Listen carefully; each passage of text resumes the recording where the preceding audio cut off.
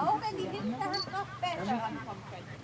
Ja, das war ein Locken, ne? Weil sein Galopppakt ist ja jetzt zumindest meistens ganz gut. Ja, aber jetzt kannst du dich schon darauf vorbereiten, dass der Tölt direkt nach dem Galopp nicht so gut sein wird. Also schon sehen, dass du gleich in dem Übergang gut tief hinten zum Sitzen kommst und so nachtreibst, dass er gleich sein Popo darunter nimmt und sie aufrichtet. Genau. Richtig. So ist es okay. Aber du kannst ihn noch glanzvoller reiten. Ja, du sitzt jetzt gut, aber treibe ihn so nach, dass du wirklich noch mehr Ausdruck rausreißt. Ja. Ja, genau. Ja, weil der ist jetzt locker.